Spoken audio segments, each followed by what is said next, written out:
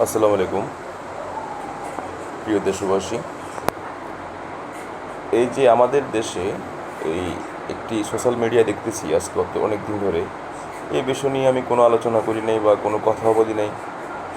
তো কথা বলার ইচ্ছা ছিল, কথা বলতে পারি নাই, বা দেখছি সবাই তো বলতেছে বলুক।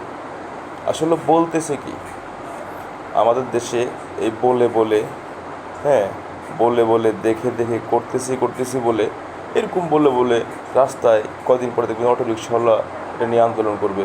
তারপরে যারা দিনমজুর দৈনিক কাজ করে তারাও আন্দোলন করবে। তো সবাই যদি আন্দোলন করে, আন্দোলন করার পরে কেমন এটা কার্যকর হয় না। তো রাইসা নামের মেয়েটা যে মরল, আমার কথা হচ্ছে ওনাকে এত কিছু না করে, যে পাবলিকের হাতে তুলে না দিই, পাবলিক না মেরে দেশের আইনকে মেনে, তো আইনও দেশের মানুষের কথাটা মানতে হবে, দেশের মানুষের সুবিধাটা দেখতে হবে। কথা হচ্ছে তারা আইনগতভাবে তাকে ফাঁসি দিয়ে দেখ, তাহলে দেশ শান্তি, সব শান্তি।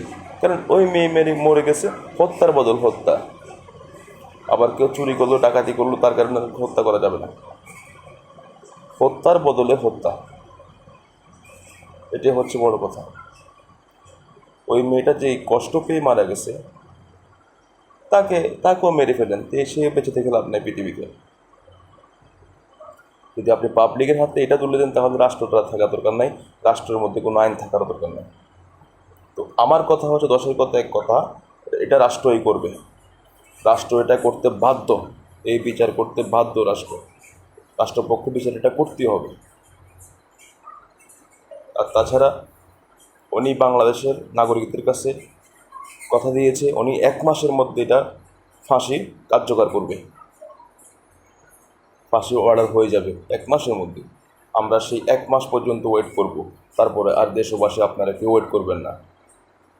এরকম অপরাধ করতে করতে, এরকম মানুষের ছোটো ছোটো বাচ্চাদেরকে মারতে মারতে মারতে মারতে, দর্শন করতে করতে করতে করতে এই দেশটা একদম বাজে অবস্থা হয়ে গেছে। কারণ এখানে বিচার নাই, এখানে বিচার নাই। এই কারণে এটা লাই পাচ্ছে, এটা করতেছে।